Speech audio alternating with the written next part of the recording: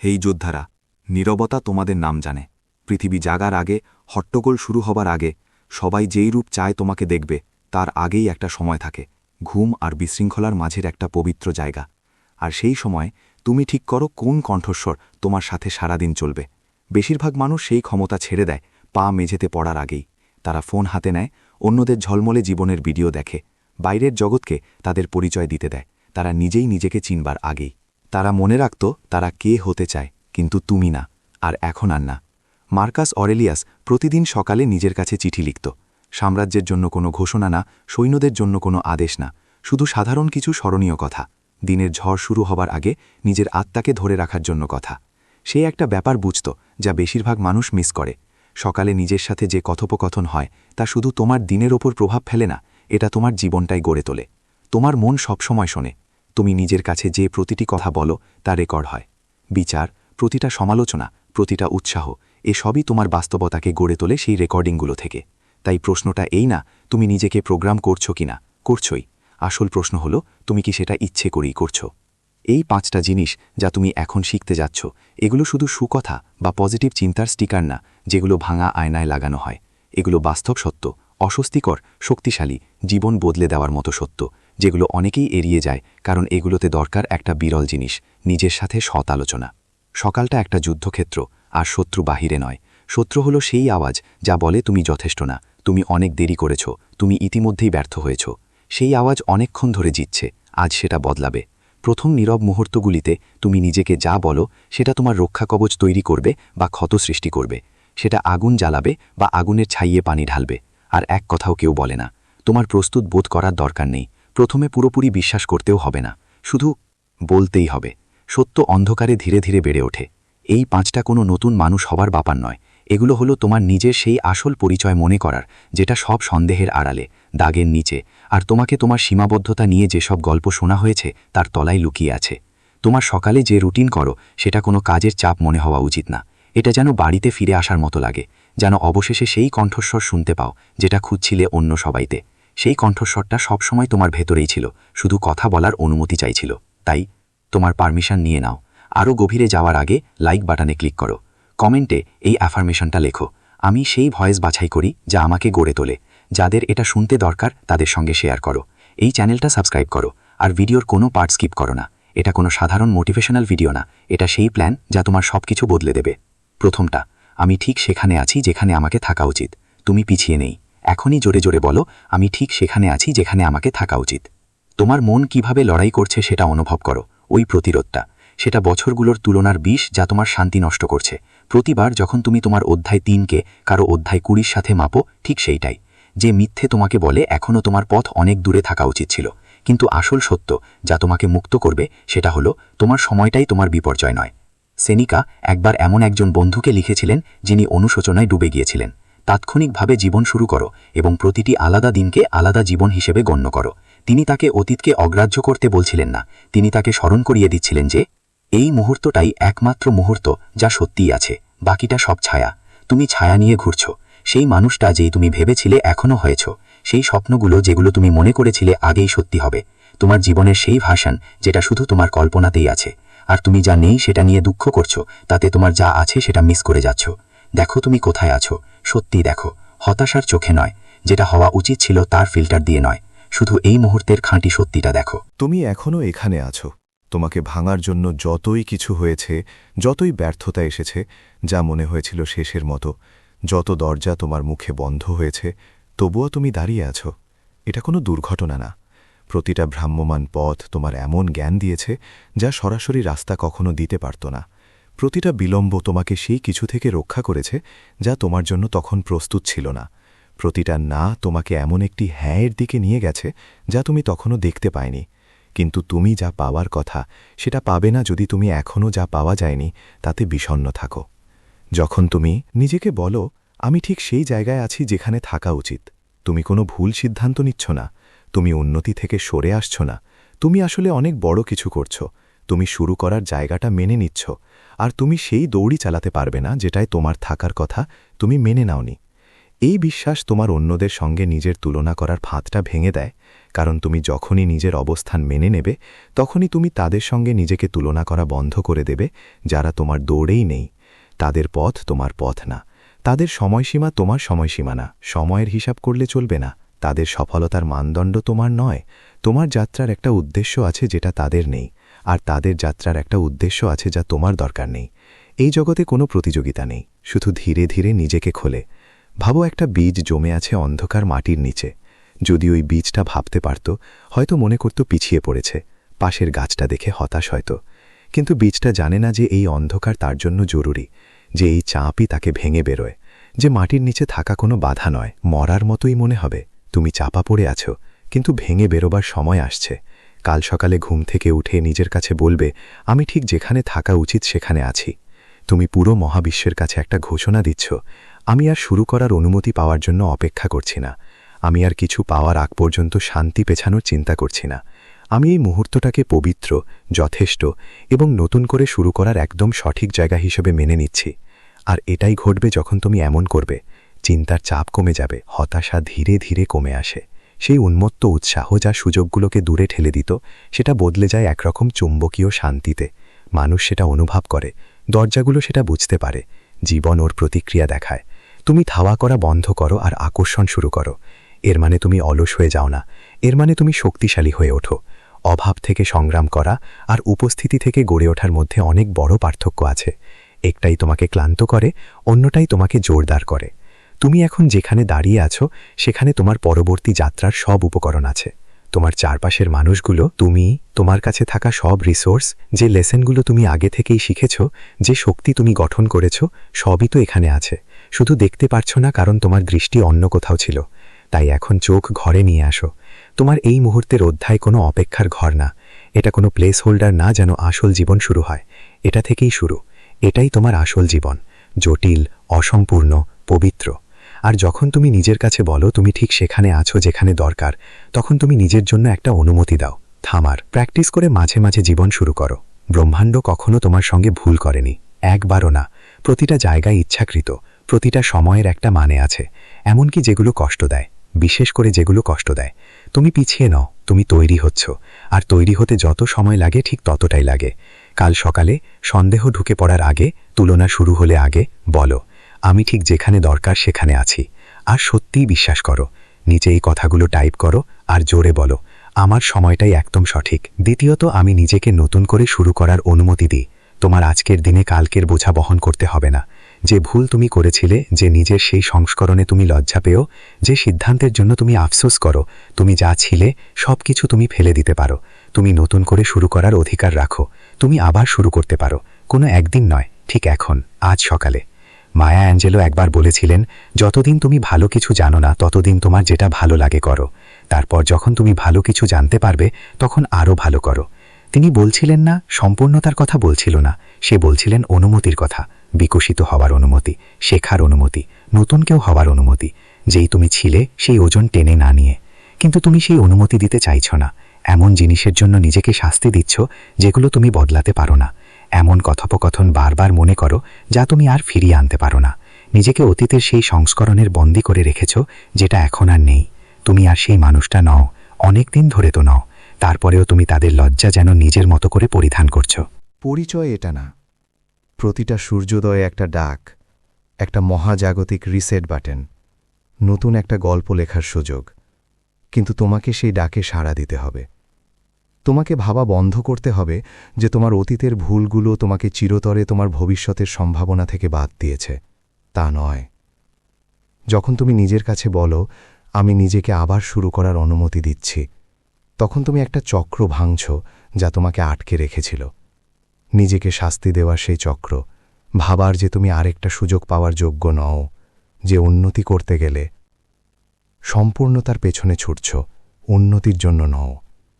আবার শুরু করলেই যা হয়েছে তা মুছে যায় না। এটা ভান করে না যে অতীত ছিল না, ব্যাস এটা মানে যে অতীতই সব কিছু নয়। প্রকৃতির কথা ভাবো, প্রতি শরতে গাছ পাতা ঝরে ফেলে। ওরা এর জন্য দুঃখ প্রকাশ করে না। ওরা মৃত ওজন ধরে রাখে না পুরনো দিনের প্রতি আনুগত্য দেখাতে। ওরা ছেড়ে দেয়, আরাম নেয়। আর যখন বসন্ত আসে ওরা আবার ফুটে ওঠে, নতুন করে, কারো অনুমতি ছাড়াই। তুমি অপেক্ষা করছো অনুমতির জন্য, যে প্রকৃতির কোনো অনুমতির দরকার হয় না। তুমি কারো থেকে অপেক্ষা করছো যেন বলুক, এগোতে পারো, নিজেকে ক্ষমা করো, আবার চেষ্টা করো, বেশি চাইতে পারো, আলাদা হতে পারো। কিন্তু সেই অনুমতি বাইরে থেকে আসে না, সেটা আসে তোমার থেকেই। আর সেটা শুরু হয় প্রতিদিন একটা সিদ্ধান্ত নিয়ে, আজকাল আর কালকের মতো নয়। যে সম্পর্কটা ভেঙে গিয়েছিল সেটা তোমাকে শিখিয়েছে ভালোবাসা কেমন হওয়া উচিত নয়। তুমি এখন অনেক বেশি বুঝতার, আবার শুরু করো। যে ব্যবসাটা হয়নি সেটা তোমাকে দেখিয়েছে তুমি কতটা ঝুঁকি নিতে পারো। তুমি এখন অনেক বেশি সাহসী, আবার শুরু করো। যে অভ্যাসটা তুমি ছেড়ে দিয়েছিলে আর ফেরে ধরেছিলে, ওটাই তোমাকে সেই ট্রিগার দেখিয়ে দিয়েছে যেটা ঠিক করতে হবে। এখন তুমি বেশি সচেতন, আবার শুরু করো। যে স্বপ্নটা তুমি ছেড়ে দিয়েছিলে সেটা এখনও ওখানে আছে, অপেক্ষা করছে। এখন তুমি বেশি প্রস্তুত, আবার শুরু করো। প্রতিটি শেষের মধ্যে একটা শুরু লুকিয়ে থাকে, কিন্তু সেটা দেখতে হলে শেষটার জন্য অনেক বেশি শোক করতে হবে না। এই বিশ্বাসটা নিজেকে ভালোবাসার একটা পদক্ষেপ, কারণ আবার শুরু করার বিপরীতটা হলো আটকে থাকা, আর আটকে থাকা কারো কাজে লাগে না, তোমারও না, অন্য কারোরও না। কারো দরকার সেই জিনিস যেটা তুমি তৈরি করার জন্যই জন্মেছ, সেই জগৎ নয় যারা তোমার সেই ভার্সনের অপেক্ষায় আছে যেটা অনুশোচনার ছায়ায় লুকিয়ে আছে। একটা জাপানি প্রবাদ আছে, 7 বার পড়ে পড়ে 8 বার উঠতে হয়। এটা বলে না 7 বার দোষ বোধ করো, এটা বলে না 7 বার নিজেকে শাস্তি দাও, এটা বলে উঠো, আবার শুরু করো, চলতে থাকো। কারণ চলাফেরা জীবনের প্রমাণ, আর তুমি এখনও বেঁচে আছো, যার মানে তুমি এখনও সুযোগ পাবে, এখনও বিকল্প আছে, এখনও শক্তি আছে এই দিনটাকে একদম আলাদা কিছুতে বদলে দেওয়ার। গতকাল যে ভুল হয়েছিল তা ভুলে যাও। কাল যখন তুমি উঠবে আর বলবে আমি নিজেকে নতুন করে শুরু করার অনুমতি দিচ্ছি, তখন তুমি একটা বিপ্লবী কাজ করছো। তুমি নিজের সবচেয়ে খারাপ মুহূর্ত দ্বারা নিজেকে নির্ধারণ করতে দিচ্ছ না, তুমি নিজের পরিবর্তনের মালিকানা নিচ্ছ। তুমি ব্রহ্মাণ্ডকে জানাচ্ছ যে তুমি এখনও শেষ হওনি। আর তারপর যা হয়, অনুশোচনা ধীরে ধীরে কমতে থাকে, লজ্জা তোমার ওপর থেকে অবলুপ্তি পায়, অতীত বন্দি কারাগার না হয়ে শেখানোর মাধ্যম হয়ে ওঠে। তুমি পিছনের দৃষ্টিতে বাঁচা বন্ধ করে সামনে এগিয়ে যাওয়ার পথ ধরো। তুমি আর ভাবো না কেন আমি সেটা করলাম, বরং ভাবো এখন আমি কি করব। এখানেই তোমার শক্তি লুকিয়ে আছে, অতীতে নয়। তুমি পরিবর্তন করতে পারো না অতীতকে, বর্তমানেই তুমি অ্যাক্টিভলি কিছু তৈরি করছো। তুমি তোমার ভুল নয়, তুমি তোমার ব্যর্থতা নয়, তুমি তোমার করা সবচেয়ে খারাপ কাজ কিংবা জীবনের সবচেয়ে কঠিন সময়ও নয়। তুমি হচ্ছ যা তুমি পরের পদক্ষেপে করবে, আর পরের পদক্ষেপ শুরু হয় এখনই, আগামীকাল সকালে, পেছনে মায়া গুঞ্জরার আগেই, লজ্জা ঢুকে পড়ার আগেই। জোরে বলো, আমি নিজেকে শুরু করার অনুমতি দিচ্ছি। আবার তারপর একটা পদক্ষেপ নাও, একটা ছোট কাজ করো সেই মানুষটার দিকে যেই তুমি হতে চাও, যে মানুষটা তুমি ছিলে না, যে মানুষটা তুমি হওয়ার সিদ্ধান্ত নিয়েছ। কারণ তোমার সেই সিদ্ধান্ত নেওয়ার অধিকার আছে, সব সময়ই ছিল। তৃতীয়টা, আমি আমার কাছে আসা ভালো জিনিসের যোগ্য। যখন ভালো কিছু ঘটে তখন তুমি হকচকিয়ে যাও, কেউ তোমাকে প্রশংসা করলে তা এড়িয়ে যাও, একটা সুযোগ এলে সন্দেহ করো। সফলতা তোমার জীবনে আসে আর তুমি অপেক্ষা করো কোনো বিপর্যয় আসবে কিনা। তোমাকে এমনভাবে শেখানো হয়েছে যেন সবসময় দুর্ভাগ্যই আসে। তাই যখন অনুগ্রহ আসে তখন তুমি বুঝতে পারো না কিভাবে সেটা গ্রহণ করতে হয়। কিন্তু যোগ্যতা কোনো জিনিস নয় যা তুমি অর্জন করো, এটা এমন কিছু যা তুমি। আর নিজের বিরুদ্ধে যুক্তি করাটা বন্ধ করো। কার্ল জাং একবার বলেছিলেন, যতক্ষণ না তুমি অবচেতনকে সচেতন করো, এটা তোমার জীবন জ্বালাবে আর তুমি এটাকে ভাগ্য বলবে। তিনি সেই গল্পগুলো সম্পর্কে বলছিলেন যেগুলো আমরা নিজেরাও জানি না যে নিজেরাই বলছি। সেই চাপা বিশ্বাসগুলো যা ফিসফিস করে বলে এটা তোমার জন্য অনেক ভালো, তুমি এটা পাওয়ার যোগ্য নও, এটা তোমার কাছ থেকে কেড়ে নেওয়া হবে। সেই ফিসফিসানি। তোমরা মিথ্যুক, তুমি আশীর্বাদগুলো ফিরিয়ে দিচ্ছ, কারণ কোথাও এক সময় কেউ তোমাকে বোঝালো যে মূল্যবান হতে তোমাকে কষ্ট ভোগ করতে হবে। সেই সংগ্রামটাই একমাত্র প্রমাণ যে তুমি দামি। আর যে সহজে আসে সেটা মানে তুমি ঠকাচ্ছ। যা সহজে হয় সেটা কোনো কথাই না। তাই তুমি নিজের ক্ষতি করো। তুমি সেই সম্পর্কগুলোকে দূরে ঠেলে দাও যেগুলো সুস্থ, কারণ তুমি বিশৃঙ্খলার অভ্যস্ত। তুমি তোমার কাজে কম দাম ধার্য করো, কারণ তুমি বিশ্বাস করো না তোমার সময়ের কোনো মূল্য আছে। তুমি মাফ চাও নিজের জায়গা নেয়ার জন্য, নিজের চাহিদার জন্য, চাওয়ার জন্য। শুধু বেঁচে থাকা নয়, আর এটা সবকিছুই আসে একটা বিষাক্ত বিশ্বাস থেকে, আমি ভালো জিনিস পাওয়ার যোগ্য নই। যখন তুমি প্রতিদিন সকালে নিজেকে বলো আমি আমার জীবনে আসা ভালো জিনিসের যোগ্য, তখন তুমি অহংকারী হচ্ছ না, তুমি সঠিক কথা বলছো। তুমি একটা সত্য কথা বলছো যা ব্রহ্মাণ্ড আগেই জানে, কিন্তু তুমি অস্বীকার করছো। প্রকৃতিকে দেখো, ফুল কি কখনো ভাবছে সে সূর্যের আলো পাওয়ার যোগ্য কিনা? পাখি কি গান গেয়ে ক্ষমা চাইছে? সমুদ্র কি এত বড় হওয়ার জন্য অনুমতি চাচ্ছে? না, তারা আছে, তারা গ্রহণ করে, তারা দ্বিধা করে না। তোমরা নিজেদের টিকে থাকার জন্য যে সম্পদের অধিকার আছে তা নিয়ে তর্ক করো, কিন্তু তুমিই তো করছো। পুরো জীবনটাই তর্কে কাটিয়েছ, আর তর্ক করার পাশাপাশি নিজেই সুযোগগুলো আটকে দিয়েছ। সুযোগগুলো আটকে দিয়েছ কারণ নিজের মনে বিশ্বাস করেছিলে অন্য কেউ তার বেশি প্রাপ্য। ভালোবাসাও আটকে দিয়েছ কারণ ভেবেছিলে আগে নিজেকে ঠিক করতে হবে। সমৃদ্ধিও আটকে দিয়েছ কারণ ভাবলে অভাবই হয়তো বেশি মহৎ। যোগ্যতা মানে পারফেকশন নয়, এটা অস্তিত্বের ব্যাপার। তুমি যোগ্য কারণ তুমি এখানে আছো, কারণ তুমি শ্বাস নিচ্ছ, কারণ তুমি ওই একই ব্রহ্মাণ্ডের জীবন্ত সচেতন একটা অংশ, যেটাই তারা, মহাসাগর আর পাহাড় গড়ে তোলে। ব্রহ্মাণ্ড কখনো মূল্যহীন কিছু তৈরি করে না, জীবন নিয়ে এর কোনো ভুল হয় না। কিন্তু তোমার অতীত তোমাকে ভিন্ন কিছু বলেছে। হয়তো কেউ তোমাকে ভালোবাসা দিত শুধু তখনই যখন তুমি কিছু করো। হয়তো তোমাকে শেখানো হয়েছিল তোমার মূল্য শর্ত সাপেক্ষ, তোমাকে টেবিলে নিজের জায়গা জিততে হবে। বিশ্রাম নেয়া অলসতা, পেতে চাওয়া স্বার্থপরতা, চাওয়া লোভ, এসব শেখানো ভুল ছিল। আর তারা ছায়ার আড়ালে তোমার জীবন নিয়ন্ত্রণ করছিল।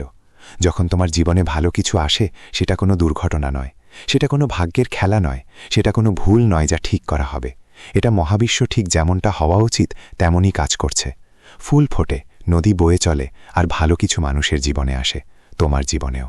তোমার খুশিকে কোনোভাবেই বুঝিয়ে দিতে হবে না, প্রতিটা আশীর্বাদকে কষ্ট দিয়ে ভারসাম্য করতে হবে না। তোমাকে নিজেকে ছোট করতে হবে না যাতে অন্যরা বড় মনে করে। তোমাকে এমন কিছু করার দরকার নেই। উপহার ফিরিয়ে দিও কারণ তুমি এখনও সেগুলো পাওয়ার যোগ্য হওনি, এমনটা ভাবো না। পর্যাপ্ত একটা মিথ্যক। তুমি কখনোই এত কিছু করবে না যে তোমার ভেতরে সেই আওয়াজ চুববে যে বলে তুমি যোগ্য নাও। ওই আওয়াজ যুক্তির ওপর চলে না, সেটা ভয়ের ওপর চলে, আর ভয় সবসময় লক্ষ্য বদলে দেবে। তাই পর্যাপ্ত পাওয়ার পেছনে দৌড়ানো বন্ধ করো, নিজের যোগ্যতা দাবি করা শুরু করো। এই ধরনের বিশ্বাস তোমার নার্ভাস সিস্টেমকে বদলে দেয়, কারণ তোমার শরীর মনে রাখে কতবার তোমাকে বলা হয়েছে তুমি পর্যাপ্ত নও। প্রতিবার যখন ভালোবাসা শর্তাধীন ছিল, প্রতিবার যখন নিরাপদ থাকতে নিজের আকার ছোট করতে হয়েছে, আর অবিরত প্রত্যাখ্যানের জন্য প্রস্তুতি নিচ্ছিল। যখন তুমি বলো আমি আমার জীবনে আসা ভালো জিনিসের যোগ্য, তখন তুমি তোমার শরীরকে একটা নতুন সত্য শেখাচ্ছ। নিরাপত্তা আর ভালোবাসা একসাথে থাকতে পারে। তোমাকে সবসময় রক্ষা করার জন্য সজাগ থাকতে হবে না, আশীর্বাদের বিরুদ্ধে যেন কোনো ঢাল গড়তে হবে না। তুমি নম্র হয়ে যেতে পারো, তুমি গ্রহণ করতে পারো, তুমি বলতে পারো ধন্যবাদ, আমি এটা পাইনি না বলে, কারণ তুমি এটা পাওয়ার যোগ্যই। পদোন্নতি, সুস্থ সম্পর্ক, আর্থিক সাফল্য, শান্তি, বিশ্রাম, আনন্দ, দ্বিতীয় সুযোগ, এসব সবই। নতুন শুরু, ক্ষমা, সেই ভালোবাসা যা কষ্ট দেয় না, সবকিছুই। তুমি সবকিছুর যোগ্য, শুধু তোমার যন্ত্রণার জন্য নয়, না নিজের প্রমাণ দেওয়ার জন্য, না কোনো কাল্পনিক তালিকার সব দিক পূরণ করার জন্য, তোমার মানুষ হওয়ার জন্য। আর মানুষ হওয়ার সাথে জন্মগত, অটুট, বদলানো যায় না এমন মূল্য থাকে।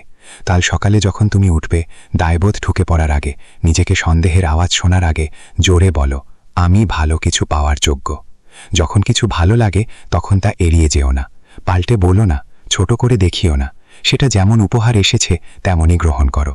চতুর্থ, আমি আমার ভয়কে শক্তিতে পরিণত করি। ভয় তোমার শত্রু নয়, এটা তোমার কম্পাস। এটা ঠিক বলছে তোমায় কোথায় যেতে হবে। যেগুলো তোমাকে সবচেয়ে বেশি ভয় দেয় সেগুলো ফিরে যাওয়ার সংকেত নয়, এগুলো তোমাকে এগিয়ে যাওয়ার আমন্ত্রণ।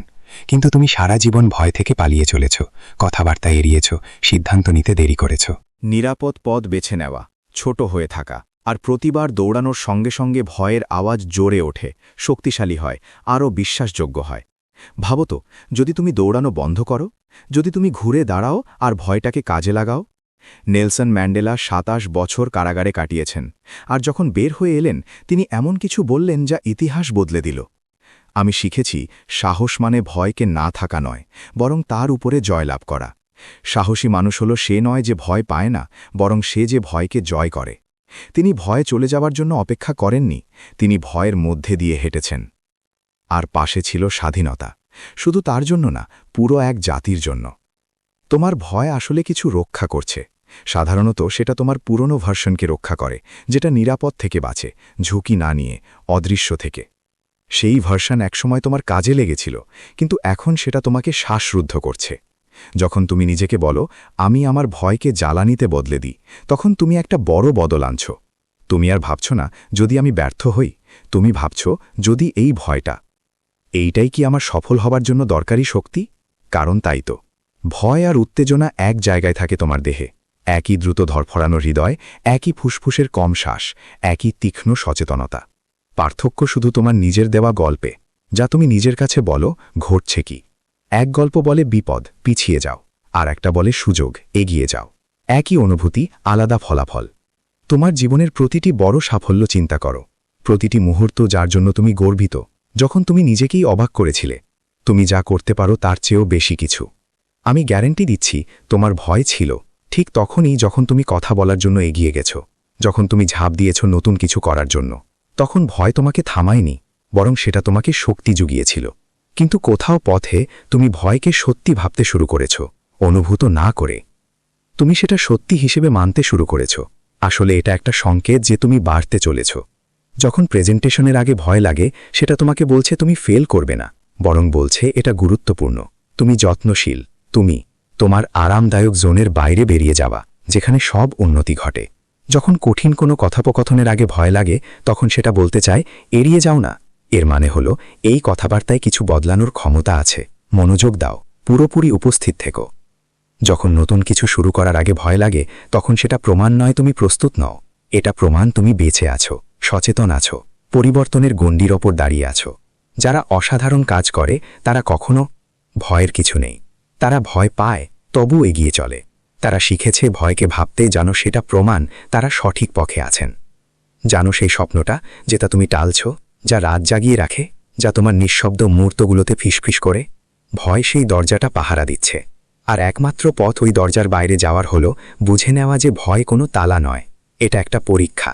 এটা জিজ্ঞেস করছে তুমি কি এতটাই চাও যে অস্বস্তি সহ্য করতে পারো?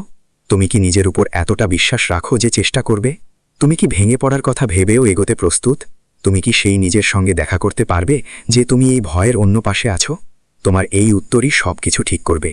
কাল সকালে উঠে যখন বলবে আমি আমার ভয়কে শক্তিতে পরিণত করছি, তারপর যা করো করো, ফোন করো, মেসেজ পাঠাও, প্রজেক্ট শুরু করো, কথা বলো, কারণ তোমার ভয়ের ওপারে রয়েছে সব কিছু যা তুমি চেয়েছ। 5 নম্বর, আমি আমার বাঁচার গল্প থেকে আরও শক্তিশালী। তুমি তোমার আঘাত নও, তুমি সেই সব যা আঘাতের চারপাশে গজিয়েছে, যা থেকে শিখেছ, যা ওই আঘাতকে শেষ কথা হতে দিতে রাজি হয়নি। ফিরে দেখো, কিন্তু আটকে থাকো না। তুমি যা ভেবেছিলে যে তোমাকে শেষ করে দেবে, তা কেবল সাক্ষী হতে।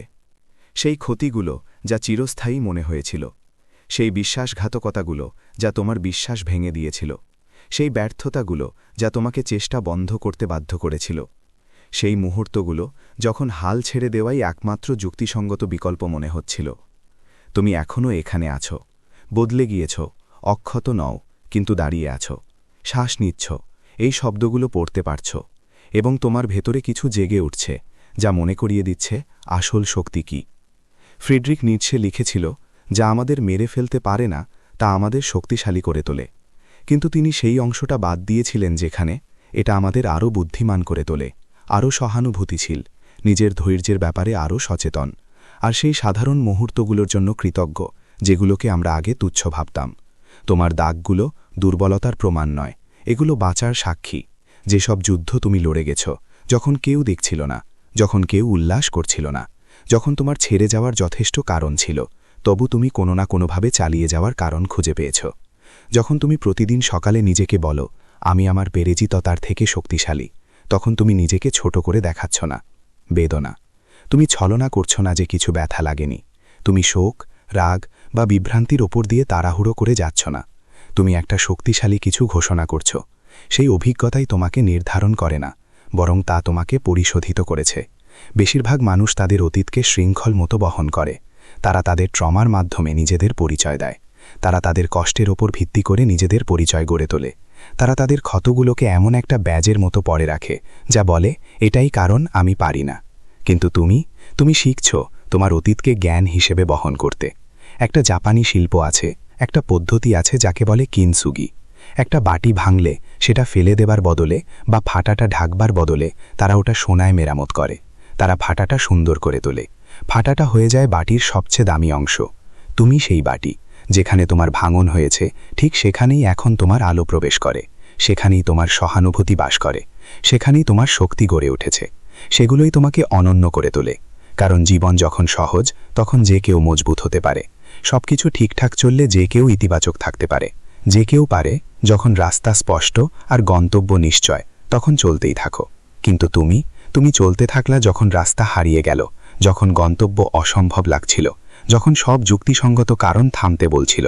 সেটা সাধারণ শক্তি না, সেটা সেই শক্তি যা পাহাড় সরিয়ে দেয়, জীবন বদলে দেয় আর অন্যদের অনায়াসে অনুপ্রেরণা দেয়। আর একটা কথা তোমার বুঝতে হবে, তুমি শুধু ওসব পরিস্থিতি থেকে বেঁচে গেলে না, ওগুলো তোমাকে বদলে দিয়েছে। তুমি আর সেই মানুষ নও যিনি আগুনের মধ্যে প্রবেশ করেছিলে। তুমি সেই পরিপক্ক সংস্করণ, সেই পরীক্ষিত সংস্করণ যেটা নিজের ক্ষমতা জানে। যে ব্রেকআপটা তোমাকে ভেঙে দিয়েছিল সেটা তোমাকে শিখিয়েছিল ভালোবাসার দাম কত হওয়া উচিত না। যে চাকরি চলে যাওয়ায় তুমি ভয় পেয়েছিলে সেটাই তোমাকে আরও ভালো কিছুর দিকে ঠেলে দিয়েছিল। যে বিশ্বাসঘাতকতা তোমার হৃদয় ভেঙেছিল সেটাই তোমাকে দেখিয়েছিল কার ওপর তোমার বিশ্বাস রাখা উচিত। যে ব্যর্থতা তোমাকে লজ্জিত করেছিল সেটাই তোমার সেই অংশটাকে শেষ করে দিয়েছিল যা বাইরের স্বীকৃতির ওপর নির্ভর করত। এসবের কোনোটাই বৃথা যায়নি, কোনোটাই অর্থহীন ছিল না। এগুলো সব তোমাকে গড়ে তুলছে, কিন্তু সেটা শুধু তখনই যখন তুমি চাও। এভাবেই দেখো, কারণ তুমি চাইলে আটকে থেকেও পারো, অতীতকে তোমার ভবিষ্যৎ ঠিক করতে দিতে পারো। যা হয়েছে তাই তোমার অজুহাত বানাতে পারো যে তুমি আর কি করবে না। এত উঁচু দেয়াল গড়ে দিতে পারো যে কিছুই তোমাকে আঘাত দিতে পারবে না, কিন্তু কেউ তোমার কাছে পৌঁছাতেও পারবে না। এটাই নিরাপদ পথ, আর এর দাম তোমাকে সব কিছুই দিতে হবে। যখন তুমি বলো আমি আমার সহ্য করা সব কষ্টের চেয়ে বেশি শক্তিশালী, তখন তুমি ঝুঁকিপূর্ণ পথ বেছে নিচ্ছ। সেই পথ যেখানে তুমি যন্ত্রণা স্বীকার করলেও তাকে পূজা করো না, যেখানে তুমি তোমার যাত্রাকে সম্মান দাও কিন্তু এতে আটকে যেও না, যেখানে তোমার দাগগুলোকে দুর্বলের চিহ্ন না রেখে শক্তির প্রমাণ হিসেবে দেখো। তুমি ঠিক করছো আর নিজের গল্পের শিকার হবে না, বরং নিজেই সেই গল্পের লেখক হবে। আর তখন সবকিছু বদলে যাবে, কারণ হঠাৎ করেই কঠিন জিনিসগুলো থেকে ভয় পাবে না। তোমার তো আগেই কঠিন ধাপ পেরিয়ে আসার অভিজ্ঞতা আছে। অনিশ্চয়তায় ভয় পাও না, তুমি তো আগেই বিশৃঙ্খলার মধ্যে দিয়ে গেছিলে। ব্যর্থতার সম্ভাবনায় স্তব্ধ হয়ে পড়ো না, তুমি তো আগেই ব্যর্থ হয়েছ, তারপরও চেষ্টা চালিয়ে গেছো। আবার যেগুলো অন্যদের ভাঙে, তুমি তো আগেও অনেক কিছু পার করে এসেছ। যেই চ্যালেঞ্জগুলো অসম্ভব মনে হয় তুমি আগেও অসম্ভব করেছ। সেই ভবিষ্যৎটা যা ভয়ানক লাগে তুমি তো আগেও ভয়ের মুখোমুখি হয়েছ আর অন্যদিকে এসে দাঁড়িয়েছ। তুমি নরম মাখন নও, কখনো হয়েও নি। তুমি শুধু ভুলে গেছ কত ঝড়ের মোকাবিলা করেছ, কতবার নতুন করে শুরু করেছ, কতবার নিজের পুরানো সংস্করণ ছেড়ে এসেছ। আগামীকাল সকালে সন্দেহ এসে ভিড় করার আগে জোরে জোরে বলো, আমি পারব। যে কষ্টগুলো আমি সহ্য করেছি তার থেকেও আমি অনেক বেশি শক্তিশালী। আর সেটা অনুভব করো, সত্যি অনুভব করো। কারণ এটা শুধু একটা উক্তি না, এটা তোমার ইতিহাস, এটা তোমার প্রমাণ, এটা তোমার সত্যি। তুমি সেই প্রমাণ যে ধৈর্য সত্যিই আছে। সকাল তোমার অতীত নিয়ে ভাবে না, সে আসে পরিষ্কার, অক্ষত, সম্ভাবনায় ভরা। আর প্রতিদিন তোমাকে একই উপহার দেয়, সেই সুযোগ যে তুমি নিজের পথ নির্দেশক কণ্ঠ বেছে নিতে পারো। এই 5টা কথা কোনো জাদুর ছোঁয়া না। এগুলো তোমার সংগ্রাম মুছে ফেলবে না বা তোমার সমস্যাগুলো শেষ করবে না, কিন্তু এগুলো করবে আলাপটা বদলাও। যে আলাপটা চুপচাপ হয়, যেটা ঠিক করে তুমি দিনের শুরু করছো ভিকটিম হিসেবে না, স্রষ্টা হিসেবে। আমি ঠিক যেখানে থাকা উচিত সেই জায়গায় আছি, যা তোমাকে তুলনার কারাগার থেকে মুক্ত করে। আমি নিজেকে নতুন করে শুরু করার অনুমতি দিই, গতকালের ভার থেকে তোমাকে মুক্তি দেয়। আমি ভালোবাসার যোগ্য, যা আমার কাছে আসে, সেই দরজা খুলে দেয় যেটা তুমি আটকে রেখেছিলে। আমি আমার ভয়কে শক্তিতে পরিণত করি, তোমার সবচেয়ে বড় বাধাকে তোমার সবচেয়ে বড় সুবিধায় রূপান্তরিত করে। আমি যে কোনো কষ্টের চেয়ে শক্তিশালী, তোমাকে মনে করিয়ে দেয় তুমি সবসময় যে শক্তিটা পেয়েছ সেটা তোমারই মধ্যে আছে। 5টা বাক্য, মাত্র এতটুকু, কিন্তু ইচ্ছাশক্তি নিয়ে বললে এগুলো পুরো এক নতুন জীবনের ভিত্তি হয়ে দাঁড়ায়। কাল সকালে ফোন চেক করার আগে, পৃথিবীকে তোমাকে কে হতে হবে সেটা বলার আগে, এই সত্যগুলো জোরে করে নিজের সঙ্গে বলো, ঠিক যেন কারো সঙ্গে কথা বলছো যাকে ভালোবাসো, কারণ তুমি তো তাই করছো। পৃথিবী তোমার এমন একটা ভার্জন চায় যে এই সত্যগুলো বিশ্বাস করে, এই সত্য থেকে জীবন গড়ে তোলে আর অনুমতির জন্য অপেক্ষা বন্ধ করে নিজের অধিকার দাবি করে। আগেই তো তোমার। এটা পারফেকশন নিয়ে নয়, এটা দিশা নিয়ে, আর তুমি তো এখন তোমার দিশা বদলে ফেলেছ। যদি এই ভিডিওটা তোমাকে কিছু কাজের দিয়ে থাকে তাহলে লাইক টিপে দাও। তোমার প্রিয় কোনো অ্যাফার্মেশন কমেন্টে লিখো। এমন কাউকে শেয়ার করো যাকে এটা শোনা দরকার। এই চ্যানেলটা সাবস্ক্রাইব করো, কারণ আমরা এখনই শুরু করছি। তোমার সকাল অপেক্ষা করছে, আর সেই জীবনটাও যা তুমি করতে যাচ্ছ।